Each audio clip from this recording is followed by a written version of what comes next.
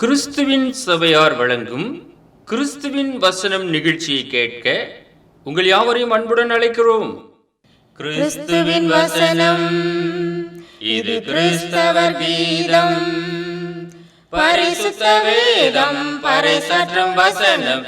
கிறிஸ்துவின் வசனம் இது கிறிஸ்தவர் கீதம், கிறிஸ்துவின் சபையார் வாழ்த்தி வழங்கும் கிறிஸ்துவின் வசனம் இது கிறிஸ்தவர் கீதம். கிறிஸ்துவின் வசனம், கிறிஸ்துவின் வசனம்.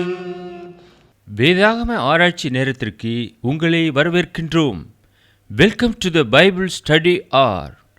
நம்முடைய ஆண்டவரும் இரட்சகருமாகிய இயேசு கிறிஸ்து சொல்லியிருக்கிறார், வேத வாக்கியங்களை ஆராய்ந்து பாருங்கள், அவைகளால் உங்களுக்கு நித்திய ஜீவன் உண்டென்று எண்ணுகிறீர்களே, என்னை குறித்து சாட்சி கொடுக்கிறவைகளும் அவைகளே என்று. யோவான் எழுதின சுவிசேஷம் 5வது அதிகாரம் 39வது வசனம். எனவே நாமும் வேத வாக்கியங்களை ஆராய்ந்து கற்றுக்கொள்ளுவோம். வேதாகம ஆராய்ச்சி வேளைக்கு உங்கள் யாவரையும் நம்முடைய ஆண்டவராகிய இயேசு கிறிஸ்துவின் பரிசுத்தமான நாமத்தினாலே வாழ்த்தி வரவேற்பதில் மிகுந்த மகிழ்ச்சி அடைகின்றோம்.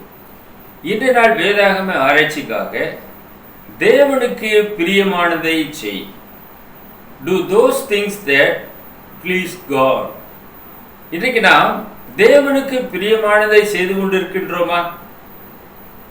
வேதத்திலே நாம் பார்க்கும்போது நம்முடைய ஆண்டவராகிய இயேசு கிறிஸ்து தேவனுக்கு பிரியமானதை செய்தார். யோவான் எழுதின சுவிசேஷம் 8ஆம் அதிகாரம் 29வது வசனத்திலே, என்னை அனுப்பினவர் என்னுடனே கூட இருக்கிறார், பிதாவுக்கு பிரியமானவைகளை நான் எப்பொழுதும் செய்கிறபடியால் அவர் என்னை தனியே இருக்க விடவில்லை என்றார். ஆம் அன்பான சகோதரனே சகோதரியே, ஆண்டவராகிய இயேசு கிறிஸ்து பிதாவுக்கு பிரியமானவைகளை எப்பொழுதும் செய்கிறவராக இருந்தார். இன்றைக்கு நீங்களும் நானும் அதே காரியத்தை தான் நாம் செய்ய வேண்டும். ஆனால் நாம் என்ன செய்து கொண்டிருக்கிறோம்? தேவனுக்கு பிரியமாக வாழ்ந்து கொண்டிருக்கின்றீர்களா? ஒவ்வொரு நாளும் பிதாவாகிய தேவனை பிரியப்படுத்தும்படியாக முயற்சி எடுங்கள். நம்முடைய தேவனாகிய கர்த்தர் நம்மை நேர்த்தியாக சிருஷ்டித்திருக்கின்றார். இந்த பூமியிலே ஒரு நோக்கத்தோடு நம்மை வைத்து வைத்திருக்கின்றார். ஆகினாலே அவருக்கு பிரியமானதை நாம் செய்யும்படியாக முயற்சி எடுக்க வேண்டும். ஒருவேளை நமக்கு பிரியமாக நாம் வாழ்வோம் என்றால் மண்ணோடு மண்ணாக எல்லாம் ஒன்றுமில்லாமல் போய்விடும். பிரியமானதை நாம் செய்யும் போது நிச்சயமாக தேவனோடு வாழக்கூடிய ஒரு பாக்கியத்தை நாம் பெறுவோம். ஆண்டவராகிய இயேசு கிறிஸ்து இந்த பூமியிலே உள்ள அளவும் தேவனுக்கு பிரியமானதை செய்தார். இப்பொழுது தேவனுடைய வலது பார்சத்திலே பெற்றிருக்கிறார். நீங்களும் நானும் அந்த மேலானவைகளை நாம் நாட வேண்டும். லூக்கா 2வது அதிகாரம் 49வது வசனம், அதற்கு அவர், நீங்கள் ஏன் என்னை தேடினீர்கள்? என் பிதாவுக்கு அடுத்தவைகளில் நான் இருக்க வேண்டியது என்று அறியீர்களா என்றார். யோசேப்பையும் மரியாளையும் பார்த்து ஆண்டவராய் இயேசு கிறிஸ்து 12 வயதிலே இந்த வார்த்தையை சொன்னார். என் பிதாவிற்கு அடுத்தவைகளில் நான் இருக்க வேண்டியது என்று அறியீர்களா என்றார். அப்பொழுதே தன்னுடைய வேலையை ஆரம்பித்து விட்டார் என்றே நாம் சொல்ல வேண்டும். பிதாவுக்கு அடுத்தவைகளிலே அவர் சிந்திக்கிறவராக செயல்படுகிறவராக இருந்தார். அநேகர் அவருடைய ஞானத்தை கேள்விப்பட்டு மிகவும் ஆச்சரியப்பட்டார்கள். இன்றைக்கு உங்களுடைய பிள்ளைகளை நீங்கள் எவ்விதமாக வளர்த்து கொண்டிருக்கிறீர்கள்? வேதம் சொல்லுகிறது, பிள்ளை ஆண்டான் நடக்க வேண்டிய வழியிலே அவனை நடத்து என வேதம் சொல்லுகிறது. உட்காரும் போதும் எழுந்திருக்கும் போதும் படுத்திருக்கும் போதும் வேத காரியங்களை குறித்து நாம் அந்த பிள்ளைகளோடு கூட பேச வேண்டும். இன்றைக்கு அநேகர் மணிக்கணக்காக பேசுகிறார்கள். எதை குறித்து? தங்களுடைய குடும்பத்தை குறித்து, பாரம்பரியங்களை குறித்து. அன்பானவர்களே, ஒன்றே ஒன்றுதான் அழிந்து போகாத ஒரு சொத்து. அது எது என்றால் வேத வசனம். இந்த பூமியிலே உள்ளவைகள் எல்லாமே ஒரு நாளிலே அழிந்து போகும். ஆனால் என் வார்த்தைகளோ ஒழிந்து போவதில்லை என்று இயேசு சொல்லியிருக்கிறார். அந்த வார்த்தைகளை உங்களுடைய பிள்ளைகளுக்கு கற்றுக் கொடுங்கள். ஆண்டவராய் இயேசு கிறிஸ்து 12 வயதிலே அந்த யோசேப்பையோ மரியாளையோ பிரியப்படுத்தும்படியாக அவர் இல்லை. பிதாவுக்கு அடுத்தவைகளிலே அவரை பிரியப்படுத்தும்படியாக முயற்சி எடுத்தார். எனக்கு அன்பானவர்களே, இன்றைக்கு நீங்களும் நானும் பிதாவை பிரியப்படுத்தத்தக்கதாக வேலைகளை நாம் செய்ய வேண்டும். மத்தேயு எழுதின சுவிசேஷம் 3வது அதிகாரம் 16-17 வசனங்கள். இயேசு ஞானஸ்நானம் பெற்று ஜலத்திலிருந்து கரை ஏறின உடனே இதோ வானம் அவருக்கு திறக்கப்பட்டது. தேவ ஆவி புறாவை போல இறங்கி தம்மேல் வருகிறதை கண்டார். அன்றியும் வானத்திலிருந்து ஒரு சத்தம் உண்டாகி, இவர் என்னுடைய நேசகுமாரன், இவரில் பிரியமாயிருக்கிறேன் என்று உரைத்தது. ஆண்டவராய் இயேசு கிறிஸ்து 30வது வயதிலே ஞானஸ்நானம் எடுத்தார். 33 ஆண்டுகள் 3 ஆண்டுகள் அவருடைய உன்னதமான ஊழியத்தை பற்றி மத்தேயு, மார்க்கு, லூக்கா, யோவான் இந்த சுவிசேஷ புத்தகத்திலே நாம் படிக்கின்றோம். அன்பானவர்களே, அவர் ஞானஸ்நானம் பெற்று கரை ஏறின உடனே பரிசுத்த ஆவியானவர் புறாவை போல இறங்கினார். வானத்திலிருந்து ஒரு சத்தம் உண்டானது. என்ன சத்தம்? இவர் என்னுடைய நேசகுமாரன், இவரில் பிரியமாய் இருக்கிறேன் என்று உரைத்தது. இவரும் பிதாவிலே பிரியமாக இருந்தார். பிதாவை பிரியப்படுத்தும்படியாக தேவ சித்தத்தை நிறைவேற்றும்படியாக திருமுழுக்கு பெற்றார். ஆக தேவ காரியங்களை நிறைவேற்றத்தக்கதாக ஒவ்வொரு நாளும் ஆண்டவராய் இயேசு கிறிஸ்து வாழ்ந்திருக்கிறார் என்று நாம் பார்க்கின்றோம். இந்த பூமியிலே உள்ளளவும் பிதாவை பிரியப்படுத்தும்படியாக தேவ சித்தம் செய்கிறவராக இருந்தார். எனக்கு அன்பான சகோதரனே, சகோதரியே, ஆண்டவராய் இயேசு கிறிஸ்து ஞானஸ்நானம் பெற வேண்டிய அவசியமே இல்லை. எல்லா நீதியும் நிறைவேற்றத்தக்கதாக அவர் எடுத்தார். இன்றைக்கு நீங்களும் நானும் அவரை பின்தொடரக்கூடிய நாமும் திருமுழுக்கு பெற வேண்டியவர்களாக இருக்கின்றோம். புதிய மனிதனாக பிறக்க வேண்டும் என்றால் ஞானஸ்நானம் மிக மிக அவசியம். யோவான் ஸ்நானகன் அவருக்கு ஞானஸ்நானம் கொடுத்தான். எனக்கு அன்பானவர்களே, எவ்வளவு ஒரு அற்புதமான ஒரு காட்சி என்று பாருங்கள். அந்த சமயத்திலே வானத்திலிருந்து சத்தம் உண்டானது. இது எவருக்காவது இந்த சத்தம் உண்டாயிருக்கிறதா? எந்த தீர்க்கதரிசிகளுக்காவது இது உண்டானதா? ஆண்டவராய் இயேசு கிறிஸ்துவை பிதாவாகிய தேவன் முன்குறித்தார். அவரை கொண்டு இந்த உலகங்களை உண்டல் பண்ணினார். அவரை கொண்டு உலகத்தை ரட்சிக்கும்படியாக தேவன் திட்டமிட்டார். ஆகினாலே இவர் என் நேசகுமாரன், இவரில் நான் பிரியமாய் இருக்கிறேன் என்று சொன்னார். மேலே நான் பார்க்கிறோம், யோவான் 4வது அதிகாரம் 34வது வசனம். இயேசு அவர்களை நோக்கி, நான் என்னை அனுப்பினவருடைய சித்தத்தின்படி செய்து அவருடைய கிரியை முடிப்பதே என்னுடைய போஜனமாக இருக்கிறது. இன்றைக்கு போஜனத்திற்காக வேலை பார்க்கக்கூடிய அநேகரை நாம் பார்க்கிறோம். ஒரு சான் வயிற்றுக்குத்தானே இந்த பாடுகளை நாம் அனுபவிக்கிறோம் என்று சொல்வார்கள். பசி வந்தவுடனே போஜனம் பண்ணும்படியாக அப்படியே சென்று விடுவார்கள், எந்த வேலைகள் இருந்தாலும் சரி. ஆனால் ஆண்டவருடைய போஜனம் எதுவாக இருந்தது என்றால் அவருடைய கிரியை செய்து முடிப்பதுதான், தேவனுடைய சித்தத்தை நிறைவேற்றுவதுதான் இயேசுவுக்கு போஜனமாக இருந்தது. இன்றைக்கு உங்களுக்கும் எனக்கும் எது போஜனமாக இருக்க வேண்டும்? வேத வசனமே போஜனமாக இருக்க வேண்டும். இஸ்ரவேலர்களை 40 வருஷம் வனாந்திரத்திலே போஷித்த தேவன் மன்னாவினாலே போஷித்தார். தேவ தூதர்கள் சாப்பிடுகிற மன்னாவினாலே போஷித்தார். இன்றைக்கு கர்த்தர் சபையை போஷித்து காப்பாற்றுகிறார் என்று பார்க்கிறோம்.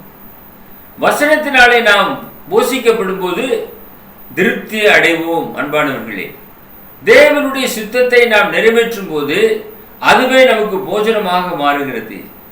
இயேசு கிறிஸ்துவானவர் இங்கே அவருடைய கிரியை முடிப்பதே என்னுடைய போஜனமாக இருக்கிறது என்றார். இன்றைக்கு நீங்களும் நானும் அவருடைய கிரியை செய்து கொண்டிருக்கிறோமா? நல்லதையே செய்ய வேண்டும், நல்லதையே சிந்திக்க வேண்டும், நல்லதையே செயல்படுத்த வேண்டும். இந்த காரியங்களை செய்யும் போது நல்லவரோடு கூட நாம் ஐக்கியப்பட்டவர்களாக இருப்போம். இயேசு கிறிஸ்து எங்கும் நன்மை செய்கிறவராக சுற்றித் திரிந்தார். எந்த ஒரு இடத்திலுமே அவர் பாவத்திற்கு விலகினவராக இருந்தார். பிதாவின் சித்தத்தை நிறைவேற்றுகிறவராக இருந்தார். அநேக சுகவீனர்கள் அவராலே சுகமாக்கப்பட்டார்கள். அற்புத கர்த்தர் அந்நாட்களிலே இருந்தார். இன்றைய நாட்களிலும் நம்மோடு கூட இருக்கிறார் என்று நாம் பார்க்கிறோம். யோவான் எழுதின சுவிசேஷம் 3வது அதிகாரம் 35வது வசனம், பிதாவானவர் குமாரனில் அன்பாயிருந்து எல்லாவற்றையும் அவர் கையில் ஒப்பு கொடுத்திருக்கிறார். அதற்கு பாத்திரவானாக இயேசு இருக்கின்றார். கீழ்ப்படிதலினாலே பிதாவினுடைய சித்தத்தை அவர் நிறைவேற்றுகிறவராக இருக்கின்றார். தம்மைத்தாமே வெறுமையாக்கி அடிமை ரூபம் எடுத்து சிலுவை பரியந்தமும் தம்மை தாழ்த்தினார். எனக்கு அன்பானவர்களே, தேவனுக்கு சமமாயிருப்பதை கொள்ளையாடின பொருளாக அவர் எண்ணவில்லை. இன்னைக்கு ஒரு நிர்வாகத்திலே நாம் பார்க்கிறோம். அந்த நிர்வாகத்தில் இருக்கக்கூடியவர்கள் பெரிய அளவிலே வரும்படியாக ஆசைப்படுகிறார்கள். உயர்வான அந்த சீட்டை நாட வேண்டும் என்று வாஞ்சிக்கிறார்கள். அந்த இடம் கிடைக்காவிட்டாலும் கூட பரவாயில்லை, அந்த சீட்லையாவது ஒரு முறை உட்கார்ந்து எந்திரிப்பார்கள். எதற்காக? அந்த ஆசையை நிறைவேற்றும்படியாக. ஆனால் ஆண்டவராய் இயேசு கிறிஸ்து அதை கொள்ளையாடின பொருளாக அவர் எண்ணவில்லை. தம்மைத்தாமே வெறுமையாக்கி அடிமையின் ரூபம் எடுத்தார். மனுஷ சாயலானார். எப்படி ஒரு சிந்தையிலே அவர் இருக்கிறார் என்று பாருங்கள். இன்றைக்கு நீங்கள் நானும் அமிதமாக இருக்க வேண்டும். தன்னைத்தான் தாழ்த்துகிற எவனும் உயர்த்தப்படுவான் என வேதம் சொல்லுகிறது. முதலாவது நீங்கள் தாழ்மைப்படுங்கள், பிதாவாகிய தேவன் உங்களை உயர்த்துவார். இப்படி அவர் கீழ்ப்படிந்தபடினாலே பிதாவாகிய தேவன் அவருடைய கரத்திலே எல்லாவற்றையும் ஒப்பு கொடுத்தார். அதனால்தான் இயேசு தம்முடைய சீஷர்களை பார்த்து இப்படியாக சொல்லுகிறார், வானத்திலும் பூமியிலும் சகல அதிகாரம் எனக்கு கொடுக்கப்பட்டிருக்கிறது என்று சொன்னார். அந்த அதிகாரத்தை உடையவராக இருந்தார். யாருக்கு இந்த விதமான அதிகாரம் கொடுக்கப்பட்டிருக்கிறது? ஆண்டவராய் இயேசு கிறிஸ்து அந்த அதிகாரத்தை உடையவராக இருக்கின்றார். இரண்டாவது, ஒருவனுடைய வழிகள் கர்த்தருக்கு பிரியமாக இருந்தால் அவனுடைய சத்துருக்களும் அவனுடைய சமாதானமாகும்படி செய்வார். நீதிமொழிகள் 16வது அதிகாரம் 7வது வசனத்திலே நாம் இவ்விதமாக நாம் வாசிக்கின்றோம். முதலாவது, நம்முடைய வழிகள் கர்த்தருக்கு பிரியமானதாக இருக்க வேண்டும். பிலேயாமுடைய வழிகள் சரியல்ல, ஆகையினாலே அவனுக்கு எதிராக தேவதூதன் செயல்பட்டார். அவனுடைய வழிகள் தாறுமாறாக இருந்தது. கழுதையினுடைய வாயை கர்த்தர் திறந்து அவனை எச்சரித்தார் என்றெல்லாம் நாம் பார்க்கிறோம். ஆனால் சரியாக இருக்கும் போது அவனுக்கு விரோதமாக செயல்படக்கூடிய சத்துருக்களை கூட சமாதானமாகும்படி செய்வாராம். பிதாவாகிய தேவன் அதை செய்வதற்கு வல்லவராக இருக்கின்றார். இது உண்மையிலே ஒரு மனிதனுடைய வாழ்க்கையிலே நடந்தது. உங்களுக்கு தெரியுமா? ஈசாக்குடைய வாழ்க்கையிலே நடந்தது. ஆதியாகமம் 26வது அதிகாரம் 27 முதல் 29 வசனங்களிலே நாம் பார்க்கிறோம். அப்பொழுது ஈசாக்கு அவர்களை நோக்கி, ஏன் என்னிடத்தில் வந்தீர்கள்? நீங்கள் என்னை பகைத்து என்னை உங்களிடத்திலிருந்து இராதபடிக்கு துரத்தி விட்டீர்களே என்றான். அதற்கு அவர்கள், நிச்சயமாய் கர்த்தர் உம்மோடு கூட இருக்கிறார் என்று கண்டோ, ஆகையால் எங்களுக்கும் உமக்கும் ஒரு ஆணை ஏற்பாடு உண்டாக வேண்டும் என்று நாங்கள் நிர்ணயம் பண்ணினோம். நாங்கள் உம்மை தொடாமல் நன்மையே உமக்கு செய்து உம்மை சமாதானத்தோட அனுப்பிவிட்டது போல நீரும் எங்களுக்கு தீங்கு செய்யாதபடிக்கு உம்மோட உடன்படிக்கை பண்ணிக்கொள்ள வந்தோம். நீர் கர்த்தரால் ஆசீர்வதிக்கப்பட்டவராமே என்றார்கள். ஈசாக்கு அபிமெலேக்கு ஈசாக்கை சந்திக்கும்படியாக இந்த விதமாக அவனும் அவனுடைய கூட்டத்தாரும் வருகிறார்கள். எத்தனையோ துறவுகளை அவன் வெட்டினான், அதையெல்லாம் தூர்த்து போட்டார்கள். அவன் ஒதுங்கி ஒதுங்கி போனான், எல்லா துறவுகளையும் இப்படியாக தூர்த்து போட்டார்கள். கடைசியிலே கர்த்தர் இவனோடு கூட இருக்கிறார் என்று அறிந்தார்கள். எப்படி அறிந்தார்கள்? இவனுடைய கையின் பிரயாசத்தை 100 மடங்கு தேவன் ஆசீர்வதித்தார். 108 ஆசீர்வாதங்களை ஈசாக்கு பெற்றுக்கொண்டான். இதையெல்லாம் பார்த்த சத்துருக்கள் இவனோடு கூட கர்த்தர் இருக்கிறார் என்பதை அறிந்து கொண்டார்கள். ஆகையினாலே அவனோடு சமாதான வார்த்தைகளை பேசும்படியாக வந்தார்கள். எனக்கு அன்பானவர்களே, இந்த சம்பவம் நமக்கு திருஷ்டாந்தமாக இருக்கிறது. கர்த்தருக்கு பிரியமானதை நாம் செய்யும் போது அது சத்துருவாக இருந்தாலும் சரி, அவர்கள் உங்களோடு கூட சமாதானம் செய்யும்படியாக வருவார்கள். நீங்கள் செய்ய வேண்டியதெல்லாம் நன்மையே செய்ய வேண்டும். பதிலுக்கு பதில் செய்யாதிருங்கள், நானே பதில் செய்வேன் என்று கர்த்தர் சொல்லுகிறார். இந்த வார்த்தையை அநேகர் ஏற்றுக்கொள்வதில்லை. பதில் செய்யாமல் அவர்களுக்கு தூக்கம் வருவதில்லை. எப்படியாவது அவனுக்கு பதில் செய்து ஆக வேண்டும் என்று நினைக்கிறார்கள். எனக்கு அன்பானவர்களே, நம்மை உண்டாக்கின பிதாவாகிய தேவன் சகலத்துக்கும் போதுமானவராக இருக்கின்றார். சகலத்தையும் அவர் அறிகின்றார். நீங்கள் அவருடைய வார்த்தைக்கு கீழ்ப்படிந்து நீங்கள் நன்மையே செய்யும் போது சத்துருக்கள் உங்களோடு கூட சமாதானம் அடையும்படியாக ஓடி வருவார்கள். அந்த காரியத்தை கர்த்தர் செய்வதற்கு வல்லவராக இருக்கின்றார். ரோமர் 12:21 என்ன சொல்லுகிறது? நீ தீமையினாலே வெல்லப்படாமல் தீமையை நன்மையினாலே வெல்லு. Be not overcome of evil, but overcome evil with good. நல்ல காரியத்தின் மூலமாக நாம் தீமையை மேற்கொள்ள வேண்டும். அப்படி நாம் செய்யும் போதுதான் தேவனுடைய திருச்சித்தத்தை நிறைவேற்றுகிறவர்களாக இருக்கின்றோம். ஆண்டவராய் இயேசு கிறிஸ்துவை சிலுவையில் ஆணியடித்து கொலை செய்து போட்டார்கள். அவர் எத்தனையோ முறை மறைந்தார் அவர்கள் கண்களுக்கு முன்பாக. அப்பொழுது மறைந்திருக்கலாமே, நிச்சயமாக முடியும். ஆனால் அதுவல்ல பிதாவுடைய சித்தம். எங்கே சிலுவையிலிருந்து இறங்கி வா பார்க்கலாம் என்று கேள்விப்படினார்கள். அவர்கள் இப்படி நிந்திக்கிறார்களே என்று சொல்லி அந்த காரியத்திற்காக உடனே அவர் சிலுவையை விட்டு இறங்கவில்லை. மாறாக அவர் என்ன சொல்லுகிறார்?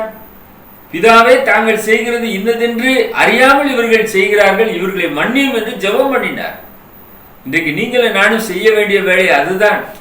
அதை நாம் செய்து கொண்டிருக்கின்றோமா? அதை அநேக கிறிஸ்தவ சகோதர சகோதரிகள் செய்வதில்லை. அடுத்தவனுடைய விழுதல் எப்பொழுது நடக்கும் என்று எதிர்பார்த்து காத்திருக்கிறார்கள். தவறு அன்பானவர்களே. அவன் விழுவதனாலே நமக்கு என்ன நன்மை கிடைக்கப் போகிறது? ஆகினால உன் சத்துரு விழும்போது நீ சந்தோஷப்படாதே, கவனமாக இரு. மேலும் கலாத்தியர் 1:10 நம்முடைய கவனத்தை நாம் செலுத்துவோம் என்றால், இப்பொழுது நான் மனுஷரையா தேவனையா யாரை நாடி போதிக்கின்றேன்? மனுஷரையா பிரியப்படுத்த பார்க்கின்றேன்? நான் இன்னும் மனுஷனை பிரியப்படுத்துகிறவனாய் இருந்தால் நான் கிறிஸ்துவின் ஊழியக்காரன் அல்லவே. பவுல் எவ்வளவு அழகாக கலாத்திய சபைக்கு எழுதியிருக்கிறார் என்று பாருங்கள். இன்றைக்கு மனிதரை பிரியப்படுத்த கூட்டங்கள் நாளுக்கு நாள் பெருகிக் கொண்டே போகிறது. தெய்தாஸ் யூதாஸ் என்றவர்களே அநேகர் பின்பற்றினார்கள். அவனை பிரியப்படுத்தும்படியாக முயற்சி எடுத்தார்கள். அந்த மார்க்கங்கள் ஒழிந்ததே, அவனும் ஒழிந்து போனான். மனிதனால் ஏற்படுத்தக்கூடிய காரியங்கள் எல்லாமே ஒழிந்து போகும். நீங்கள் யாரை பிரியப்படுத்த பார்க்கின்றீர்கள்? தேவனை பிரியப்படுத்த வேண்டும். நான் இன்னும் மனுஷனை பிரியப்படுத்துகிறவனாக நான் இருப்பேன் என்றால் நான் கிறிஸ்துவின் ஊழியக்காரனே அல்ல என வேதம் சொல்லுகிறது. எவ்வளவு தெளிவாக கலாத்திய சபைக்கு அப்போஸ்தலனாகிய பவுல் எழுதியிருக்கிறார் என்று பாருங்கள். இன்றைக்கு அநேகர் மனிதனை பிரியப்படுத்தும்படியாக முயற்சி எடுக்கின்றார்கள். மனித போதனைகள் மலிந்து கிடக்கின்றது. அவரை போல ஒருவரும் போதிக்க முடியாது, அவரை போல ஒரு நல்ல மனிதன் யாருமே இல்லை என்று மனிதனை புகழ்வார்கள். மனிதனை புகழ்வதனாலே எந்த விதமான ஒரு நன்மையும் வரப்போவதே இல்லை. நீங்கள் கர்த்தருடைய ஊழியக்காரர்களாக இருப்பீர்கள் என்றால் கர்த்தரை பிரியப்படுத்தும்படியாக ஒவ்வொரு நாளும் முயற்சி எடுங்கள். எபிரேயர் 11:5 சொல்லுகிறது, விசுவாசத்தினாலே ஏனோக்கு மரணத்தை காணாதபடிக்கு எடுத்துக்கொள்ளப்பட்டான். தேவன் அவனை எடுத்துக்கொண்டபடினாலே அவன் காணப்படாமல் போனான். அவன் தேவனுக்கு பிரியமானவன் என்று அவன் எடுத்துக்கொள்ளப்படுவதற்கு முன்னமே சாட்சி பெற்றான். எதற்காக இந்த ஏனோக்கை பிதாவாகிய தேவன் எடுத்துக்கொண்டார்? அவன் தேவனுக்கு பிரியமானவன் என்று எடுத்துக்கொள்ளப்படுவதற்கு முன்னமே சாட்சி பெற்றிருக்கின்றான். அப்படியானால் அவன் தேவனோடு சஞ்சரிக்கிறவனாக இருந்தான். ஏனோக்கு எப்பொழுதும் தேவனோடு பேசுகிறவனாக காணப்பட்டான். இன்னைக்கு அநேகர் ஜெபிப்பதில்லை. எதற்கு? ஏதோ ஒரு முறை ஜெபித்தால் பத்தாதா?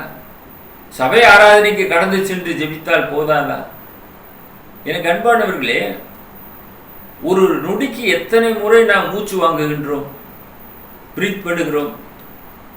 அந்த ஜீவனை கொடுத்தது யார்? பிதாவாகிய தேவன் அல்லவா? மனிதனை மண்ணினாலே உருவாக்கி ஜீவ சுவாசத்தை அவன் நாசியிலே ஊதினார். அவன் ஜீவ ஆத்மாவாக மாறினான். அதுக்கப்புறம் தான் அவன் உயிரை அடைந்தான். அதுக்கு முன்னாடி வரைக்கும் அவன் மண்ணு தான். அவர் கொடுத்த உயிரினாலே நாம் வாழ்ந்து கொண்டிருக்கிறோம். அந்த உயிருள்ள நாள் அளவும் எத்தனை முறை நாம் ஜெபித்தால் என்ன? நாம் குறைந்து போக போகின்றோமா? ஜெபியுங்கள், இடைவிடாமல் ஜெபம் பண்ணுங்கள். வேதம் சொல்லுகிறது, ஏனோக்கு எப்பொழுதும் தேவனோடு கூட சஞ்சரித்துக் கொண்டிருந்தான். தேவனோடு ஒரு வாழ்க்கை வாழ்ந்து கொண்டிருந்தான். ஆதாம் ஏவாள் ஏதேன் தோட்டத்திலே தேவனோடு வாழ்ந்து கொண்டிருந்தார்கள். ஆதாமே, நீ எங்கே இருக்கிறாய் என்று குளிர்ச்சியான வேளையிலே வந்து அவனை சந்தித்தார். ஆக நாம் என்ன தெரிந்து கொள்கிறோம்? அவனோடு உறவாடுகிற தேவனாக இருந்தார். இன்றும் நம்மோடு கூட உறவாடி கொண்டிருக்கிறார். எப்படி? அவருடைய வார்த்தையின் மூலமாக, வசனத்தின் மூலமாக. அதை அநேகர் கேட்பதில்லை. செவிட்டு விரியனை போல காதை அடைத்துக் கொள்ளுகிறார்கள். அதெல்லாம் எங்களுக்கு பிடிக்காது, அதெல்லாம் எங்களிடத்தில் சொல்லாதிருங்கள் என்று சொல்வார்கள். இந்த வார்த்தைக்கு நீங்கள் செவி கொடுக்காவிட்டால் வேறு எந்த வார்த்தைக்கு நீங்கள் செவி கொடுக்க போகிறீர்கள்? உலக பிரகாரமான காரியங்களுக்கா? அது உங்களுடைய வாழ்க்கையில என்றுமே சமாதானத்தையோ சந்தோஷத்தையோ கொண்டு வராது. அன்பானவர்களே, தேவனுடைய வார்த்தைக்கு செவி கொடுங்கள். ஏனோக்கை போல தேவனோடு சஞ்சரித்து வாழுங்கள். மூன்றாவது, மாம்சத்துக்கு உட்பட்டவர்களை குறித்து நாம் படிக்கின்றோம். ரோமர் 8:8. மாம்சத்துக்கு உட்பட்டவர்கள் தேவனுக்கு பிரியமாயிருக்க மாட்டார்கள். Those who are in the flesh cannot please God. ஒருபோது அவர்கள் தேவனுக்கு பிரியமாக இருக்க மாட்டார்கள். ஏனென்றால் மாம்சத்திலே வாழ்ந்து கொண்டிருக்கிறார்கள், மாம்ச பிரகாரமாக வாழுகிறார்கள். இந்த மாம்சம் இச்சித்த காரியங்களை நிறைவேற்றும்படியாக ஒவ்வொரு நாளும் வாழுகிறார்கள். இன்றைக்கு அநேகர் அந்த விதமாக வாழ்ந்து கொண்டிருக்கிறார்கள். ஆவிக்குரியவர்கள் சொற்ப ஜனங்களாகவே இருக்கிறார்கள். மாம்சத்துக்கு உட்பட்டவர்கள் தான் நிறைய இருக்கிறார்கள். ஆனால் அது ஒன்றுக்குமே உதவாது. பிரியமானவர்களே, நீங்கள் கவலையற்றவர்களாய் இருக்க விரும்புகிறேன். விவாகம் இல்லாதவன் கர்த்தருக்கு எப்படி பிரியமாயிருக்கலாம் என்று கர்த்தருக்குரியவர்களுக்காக கவலைப்படுகிறார். விவாகம் இல்லாதவன் இந்த விதமாக தான் சிந்திப்பான். ஏனென்றால் அவனுக்கு விவாகம் இன்னும் நடைபெறவில்லை. தேவனோடு வாழ்ந்து கொண்டிருக்கிறார். கர்த்தரை எந்த வகையிலே பிரியப்படுத்தலாம், கர்த்தருக்காக ஊழியம் செய்யலாம், அங்கே போகலாம், இங்கே போகலாம். ஆனால் விவாகம் பண்ணிவிட்டால் மனைவிக்கு எப்படி பிரியமா இருக்கலாம் என்று அவனுடைய சிந்தை மாறி போய் விடுகிறது. எனவே பவுல் விவாகம் இல்லாதவராக இருந்தபடினாலே கர்த்தரை பிரியப்படுத்தக்கூடிய ஒரு ஊழியத்திலே அதிகமாக இருந்தார். மத்தேயு 6வது அதிகாரம் 31-32 வசனங்கள். ஆகையால் எண்ணத்தை உண்போம், எண்ணத்தை குடிப்போம், எண்ணத்தை உடுப்போம் என்று கவலைப்படாதீர்கள். இவைகளெல்லாம் அஞ்ஞானிகள் நாடி தேடுகிறார்கள். இவைகளெல்லாம் உங்களுக்கு வேண்டியவைகள் என்று உங்கள் பரமபிதா அறிந்திருக்கிறார். ஆம் பிரியமானவர்களே, ஆவிக்குரியவர்களுக்கு நல்ல சிந்தனைகள் இருக்கும். ஆனால் மாம்சத்துக்கு உட்பட்டவர்கள் எண்ணத்தை உண்போம், எண்ணத்தை குடிப்போம், எண்ணத்தை உடுப்போம், இந்த கவலைகள் தான் அவர்களுக்கு அதிகமாக இருக்கிறது. தீமோத்தேயுல என்ன நம்ம பார்க்கிறோம்? உண்ணவும் உடுக்கவும் உண்டாயிருந்தால் அது போதும் என்று இருக்க கடவுளும். இந்த ரெண்டுமே கர்த்தர் பிராமிஸ் பண்ணியிருக்கிறார், நமக்கு கொடுப்பார். கண்டிப்பாக ஆதாமுக்கு கொடுத்தார், தோல் உடைகளை கொடுத்தார். சாப்பிடுவதற்கு ஏதேன் தோட்டத்தில் விதவிதமான பல விருட்சங்களை முளைப்பிக்க பண்ணியிருந்தார். தேவன் இதெல்லாம் பிராமிஸாக நமக்கு கொடுத்து கொண்டு இருக்கிறார். ஆகையினாலே அஞ்ஞானிகளைப் போல இவைகளெல்லாம் நீங்கள் நாடி தேடாதிருங்கள். இந்த மாம்சத்தின் கிரியைகள் உங்களிலே இருக்கின்றதா?